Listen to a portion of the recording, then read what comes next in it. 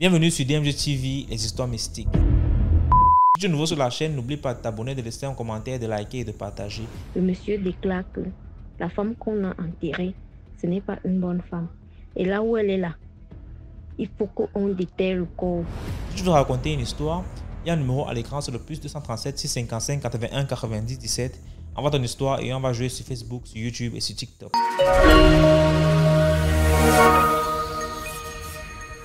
Bonsoir DMG. J'ai une histoire à raconter. C'est une histoire qui m'a été racontée par ma belle-mère. Une histoire qu'elle a vécue. Et cette histoire concerne sa meilleure amie. Je suis une Camerounaise. Je réside à Yaoundé. Je ne vais pas donner mon nom. Je préfère ne pas. Bon, on y va. C'était l'amie de ma belle-mère. Elles étaient vraiment amies, des amies vraiment intimes.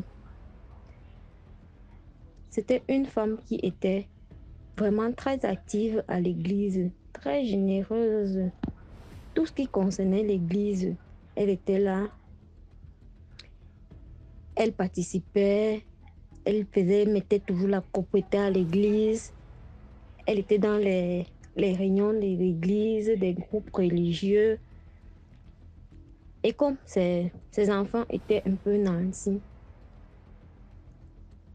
par moment, elle faisait des dons à l'église, le matériel pour la musique et autres. Elle faisait des dons à l'église en tout cas. On savait que ça, c'est vraiment une femme vraiment très pieuse, une femme vraiment qui croit en Dieu. Voilà, un jour son frère décède, son petit frère. C'était un haut gradé de l'armée. Il décède mystiquement parce qu'il n'a pas été malade. On l'a juste retrouvé mort dans son sommeil. C'est comme ça. Vous savez, ce sont les gens de l'Ouest. On a fait un peu les recherches. On a su qu'on l'avait tué. Et maintenant, au moment où on l'enterrait, on a demandé aux gens de se déclarer. Si quelqu'un connaît quelque chose, tout le monde a soulevé les mains que, oh non, on ne connaît pas. En tout cas, on a prononcé des paroles que si quelqu'un connaît la mort de cet homme, qu'il sache que il ne va pas atteindre 6 mois. Il va aussi le suivre.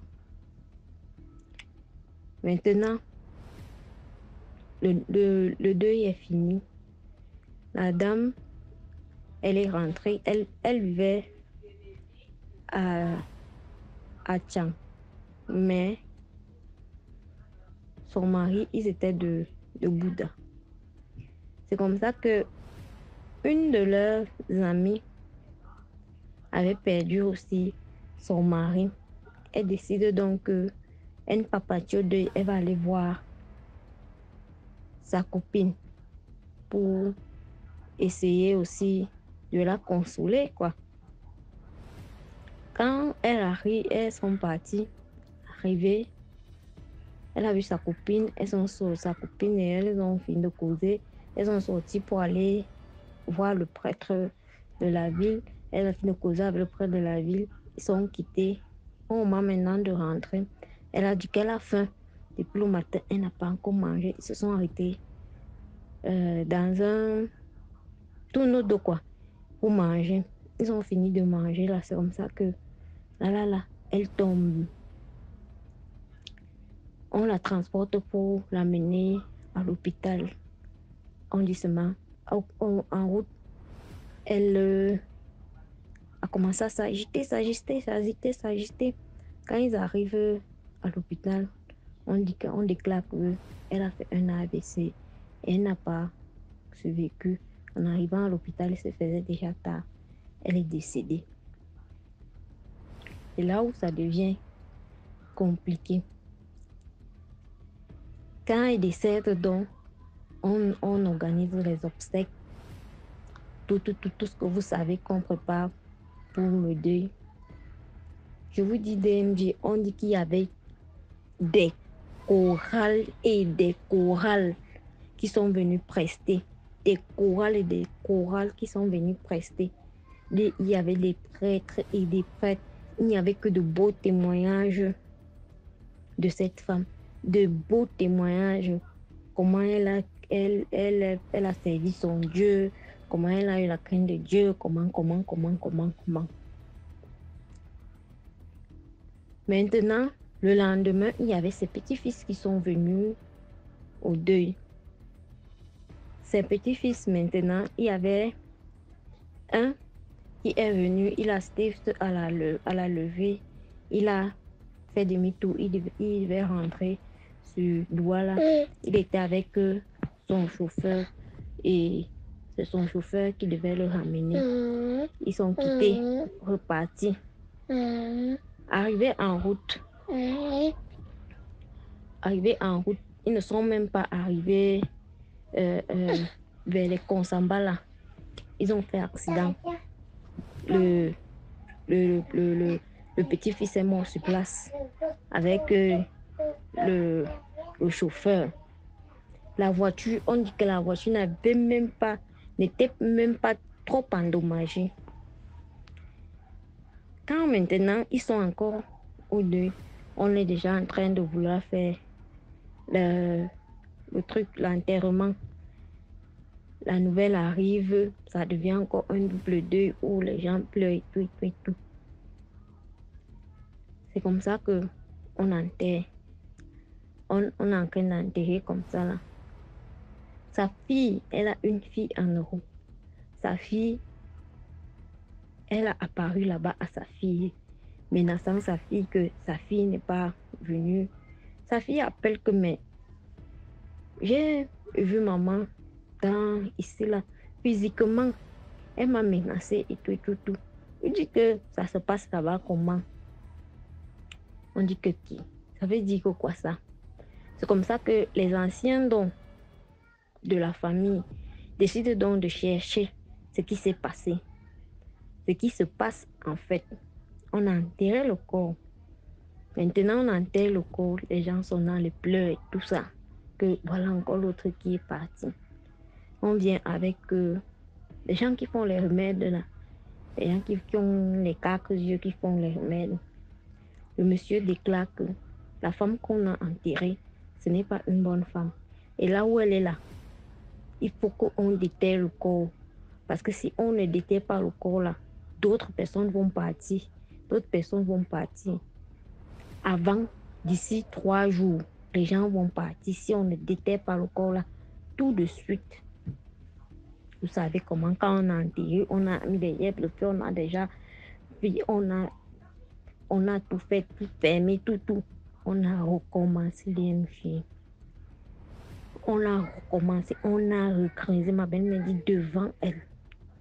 On a recréé, revers, donc on a fait sortir le cercueil.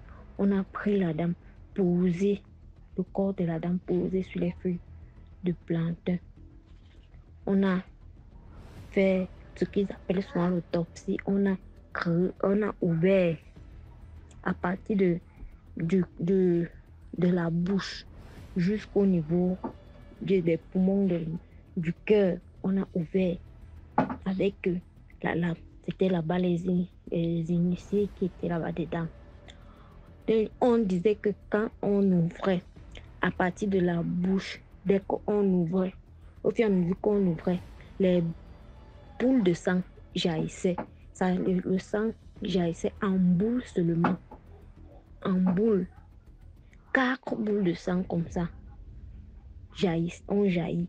Dès qu'on ouvre, ploup, ça sort. Au fur et à mesure qu'on ouvrait, ploup, ça sort. Ça sautait. Or, quand on ouvre comme ça, là, il n'est pas censé avoir le sang. Et rien. Ça sautait, ploup. Et quand ça touchait le sol, ça s'éclatait. Quand ça touchait au sol, ça s'éclatait. Apparemment, dans les initiés, on dit les boules de sang qui sortaient là, ce sont les personnes qu'on a délivrées. Parce qu'avant de mourir, elle avait déjà avalé d'autres personnes. Elle avait déjà mangé d'autres personnes. Et comme elle est morte là, c'était donc déjà tous les gens que elle voulait manger. Elle sentait déjà sa mort venir. Elle a mangé tous les gens là, sachant que même si elle meurt, ils vont rester mourir par derrière. Et comme elle a mangé là, c'était que dès que la boule de sang arrive dans son estomac, la personne décède. Dès que le boule de sang arrive dans son estomac, la personne décède. C'est comme ça, on a fini à lever, on a sauvé les gens. Il y avait et sa fille qui était en Europe, et son autre frère, et ses deux petits-fils, y compris l'autre qui est mort. Donc l'autre, lui, elle avait déjà avalé complètement. On n'a pas pu le sauver. Attends, il était mort.